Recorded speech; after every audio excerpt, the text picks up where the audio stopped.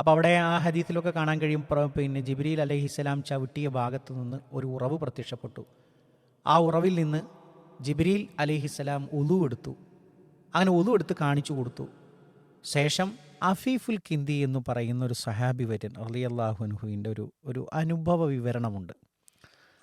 നമുക്കറിയാവുന്നതുപോലെ ഇസ്ലാമിൻ്റെ പ്രാരംഭഘട്ടം പ്രവാചകൻ സല്ലല്ലാഹു അലൈഹി വസല്ലമയോട് അള്ളാഹു സുബ്ഹാനഹു തആല പറയാണ്, ഓ പ്രവാചക, ഖും ഫഅൻദിർ, താങ്കൾ എഴുന്നേൽക്കുക, എന്നിട്ട് താക്കീത് ചെയ്യുക.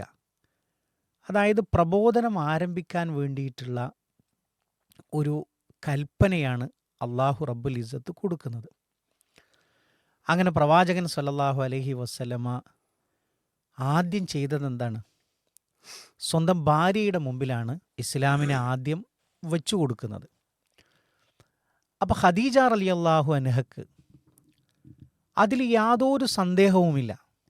കാര്യം 15 വർഷമായി തൻ്റെ കൂടെ കഴിയുന്ന തൻ്റെ ഭർത്താവിൻ്റെ വിശിഷ്ട ഗുണങ്ങളെ ആസ്വദിക്കുന്ന ഒരു വ്യക്തി കൂടിയാണ്. അത്രമേൽ ഖദീജ റളിയല്ലാഹു അൻഹക്ക് പ്രവാചകനോട് അങ്ങേയറ്റമുള്ള ഒരു ഇഴുകിച്ചേർന്ന ഒരു ബന്ധമാണ് ഉണ്ടായിരുന്നത്. അപ്പോൾ ഇസ്ലാമിനെ വെച്ചു കൊടുത്ത സമയത്ത് മഹദിക്ക് യാതൊരു തരത്തിലുള്ളൊരു സന്ദേഹവുമില്ല, പ്രവാചകനിൽ ആദ്യമായി വിശ്വസിക്കുകയാണ് ആര്? ഖദീജ റളിയല്ലാഹു അൻഹ.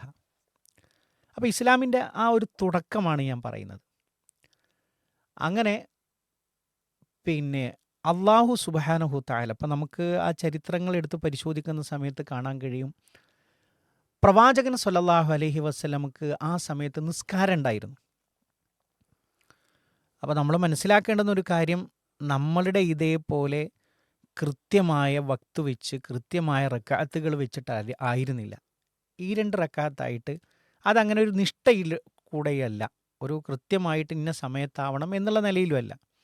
അപ്പോൾ നമുക്ക് ഹദീസുകളിലൊക്കെ കാണാൻ കഴിയും, പിന്നെ ആദ്യമായി വഹി കൊടുത്തതിന് ശേഷം പ്രവാചകനെ കൂട്ടിയിട്ട് ജിബ്രീൽ അലൈഹിസ്സലാം ഒരു പർവ്വതത്തിൻ്റെ അടുക്കലേക്ക്, ഇപ്പോൾ സഫ പർവ്വതമാണ് എന്നൊക്കെ കാണാൻ കഴിയും, അതിൻ്റെ അടുക്കലേക്ക് ചെല്ലുകയാണ്. എന്നിട്ട് അവിടെ ചെന്നിട്ട് അതിൻ്റെ താഴ്വരയിൽ നിന്നുകൊണ്ട് പ്രവാചകൻ സല്ലല്ലാഹു അലൈഹി വസല്ലമക്ക് എങ്ങനെ വുളു ചെയ്യണം, എങ്ങനെ നിസ്കരിക്കണം എന്നുള്ളത് ജിബ്രീൽ അലൈഹിസ്സലാം കാണിച്ചു കൊടുക്കുകയാണ്. അപ്പോൾ അവിടെ ആ ഹദീസിലൊക്കെ കാണാൻ കഴിയും, പിന്നെ ജിബ്രീൽ അലൈഹിസ്സലാം ചവിട്ടിയ ഭാഗത്ത് നിന്ന് ഒരു ഉറവ് പ്രത്യക്ഷപ്പെട്ടു. ആ ഉറവിൽ നിന്ന് ജിബ്രീൽ അലൈഹിസ്സലാം ഉളു എടുത്തു. അങ്ങനെ ഉളു എടുത്ത് കാണിച്ചു കൊടുത്തു. ശേഷം നിസ്കരിക്കുന്നത് എങ്ങനെയാണ് എന്ന് റുക്കൂഉം സുജൂദും ഒക്കെ കാണിച്ചു കൊടുത്തു. അപ്പോൾ നമ്മൾ നേരത്തെ പറഞ്ഞ അഫീഫുൽ കിന്തി എന്ന് പറയുന്ന ആ സ്വഹാബി വര്യനിലേക്ക് തിരിച്ചു വരാം. അപ്പോൾ അദ്ദേഹം വൈകി ഇസ്ലാമിലേക്ക് കടന്നു വന്ന ഒരു വ്യക്തിയാണ്. അപ്പോൾ അദ്ദേഹം ഒരിക്കൽ കഅബാലയത്തിൻ്റെ അടുക്കൽ ഹംസ റളിയല്ലാഹു അൻഹുമായി ബന്ധപ്പെട്ട് അവർ ഒരു കച്ചവട ആവശ്യാർത്ഥം അവരവിടെ സംസാരിച്ചു കൊണ്ടിരിക്കുകയാണ്. അങ്ങനെ സംസാരിച്ചു കൊണ്ടിരിക്കുന്ന സമയത്ത് കഅബയുടെ തൊട്ടടുത്ത് നിന്ന് ഒരു ചെറുപ്പക്കാരൻ ഇറങ്ങി വന്നു. എന്നിട്ട് അദ്ദേഹം ആകാശത്തേക്ക് നോക്കിയിട്ട് അദ്ദേഹം എന്ത് ചെയ്തു? നിസ്കരിക്കാൻ വേണ്ടി ആരംഭിച്ചു. ശേഷം ഒരു കുട്ടി, ഒരു ബാലൻ ഇറങ്ങി വന്നു അദ്ദേഹത്തിൻ്റെ വലതുഭാഗത്തു നിന്ന്. അദ്ദേഹവും എന്ത് ചെയ്യാൻ തുടങ്ങി? ഇദ്ദേഹം ചെയ്യുന്നത് പോലെ ചെയ്യാൻ തുടങ്ങി.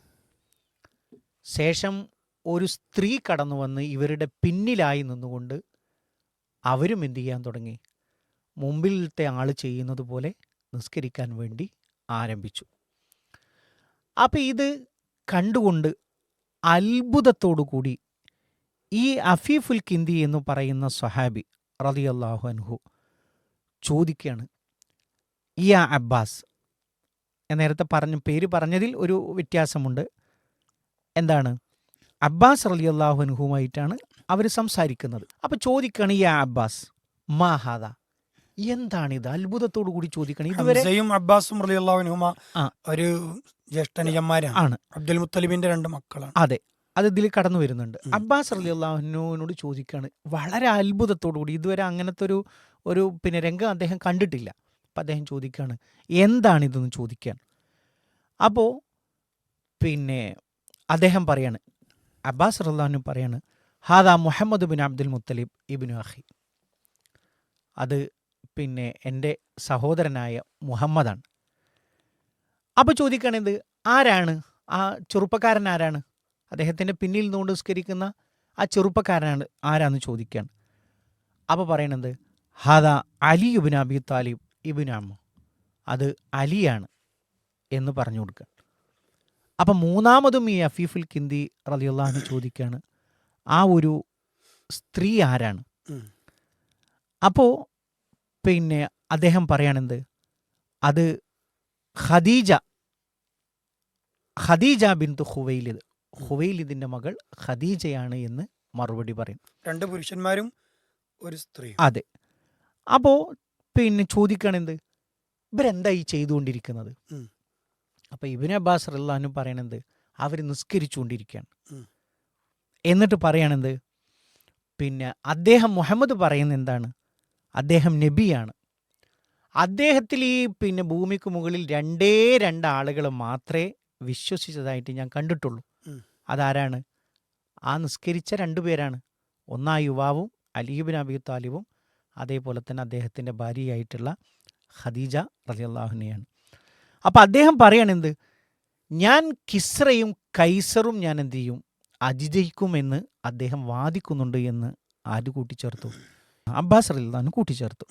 എന്നിട്ട് ഈ അഫീഫുൽ കിന്ദി പറയണെന്ത്, ഈ ഹദീസിൻ്റെ അവസാനം പറയണം, അദ്ദേഹം ഇസ്ലാമിലേക്ക് കടന്നു വന്നതിന് ശേഷമാണ് ഈ ഒരു സംഭവം വിശദീകരിക്കുന്നത്. അപ്പം അന്ന് അവിടെ സംസാരിച്ചുകൊണ്ടിരിക്കുന്ന 2 ആളും, അതെ, കിന്ദിയും അതേപോലെ തന്നെ അബ്ബാസ് ബിൻ അബ്ദുൽ മുത്തലിബ്, അവർ 2 ആളും അന്ന് മുസ്ലിം ആയിട്ടില്ല. അപ്പൊ നബി സല്ലല്ലാഹു അലൈഹി വസല്ലമയും അലി റളിയല്ലാഹു അൻഹും ഖദീജ ബീവിയും ഒരു 3 ആളും നിസ്കരിക്കണത് ഇങ്ങനെ വളരെ ആശ്ചര്യത്തോടെ കൗതുകത്തോടെ നോക്കാണ്. എന്താണ് അദ്ദേഹം മുഹമ്മദ് നബി സല്ലല്ലാഹു അലൈഹി വസല്ലം വാദിക്കുന്നുണ്ട്, കിസ്രയും കൈസറും അടക്കം ലോകം ഈ ഇസ്ലാമിന് കീഴ്പ്പെടും, ഇസ്ലാമിലേക്ക് കടന്നു വരും എന്ന് അദ്ദേഹം വാദിക്കുന്നുണ്ട്. പക്ഷേ കൂടെയുള്ള 2 ആൾ മാത്രമേ മൂപ്പരെ കൂടെ ഉള്ളൂ ഇപ്പോ എന്നാണ്, അങ്ങനെയൊക്കെയാണ് അവരുടെ സംസാരം പോകുന്നത്. അതെ. എന്നിട്ട് ഇദ്ദേഹം പറയണത്, ഇസ്ലാമിലേക്ക് കടന്നു വന്നതിന് ശേഷം പറയണം, അന്ന് ഞാൻ വിശ്വസിച്ചിരുന്നുവെങ്കിൽ 3ാമത്തെ വ്യക്തിയാകുന്ന ആ ഒരു ഭാഗ്യം എനിക്ക് കിട്ടുമായിരുന്നു എന്നുള്ളതാണ്. മാഷാ അല്ലാഹ്. ഇന്ന് ലോകം പടർന്നു പന്തലിച്ച് നിൽക്കുന്ന ഒരു മതമാണ് അല്ലേ പരിശുദ്ധ ദീനുൽ ഇസ്ലാം. അതിൻ്റെ ആശയങ്ങളും അതിൻ്റെ പിന്നെ പ്രഭാവമൊക്കെ ഇന്ന് ജ്വലിച്ചു നിൽക്കുന്ന ഒരു രംഗത്താണ് നമ്മൾ ജീവിച്ചുകൊണ്ടിരിക്കുന്നത്. അപ്പോൾ അതിൻ്റെ തുടക്കത്തിനെ കുറിച്ചാണ് ഈ പറയുന്നത്. 1 നിന്ന് തുടങ്ങി, പിന്നെ അത് 2 പിന്നെ അത് 3 പിന്നീട് അത് ലോകം മുഴുവൻ പരന്നു നിൽക്കുന്ന രൂപത്തിലേക്ക് അത് വ്യാപിച്ചുവെങ്കിൽ അദ്ദേഹത്തിൻ്റെ ഒരു ആഗ്രഹം പറയാണ്, അന്നു ഞാൻ വിശ്വസിച്ചിരുന്നുവെങ്കിൽ ഞാൻ മൂന്നാമനാകുമായിരുന്നു എന്ന് പറയുന്ന ഒരു ഭാഗം വളരെ ശ്രദ്ധേയമായൊരു ചരിത്ര പാഠമായതുകൊണ്ട് ശ്രോതാക്കളുമായിട്ടത് പങ്കുവച്ചു എന്ന് മാത്രം. മാഷാ അല്ലാഹ്. അതൊരു നല്ല ഒരു അനുഭവം തന്നെയാണ് ആ ഒരു സ്വഹാബിയിൽ നിന്നുള്ള ചരിത്ര ശകലം ഉൾപ്പെടുത്തിയത്. അപ്പം അവിടെ ആ 2 സ്വഹാബികളും പിന്നീട് മുസ്ലിം ആയിട്ടുണ്ട്.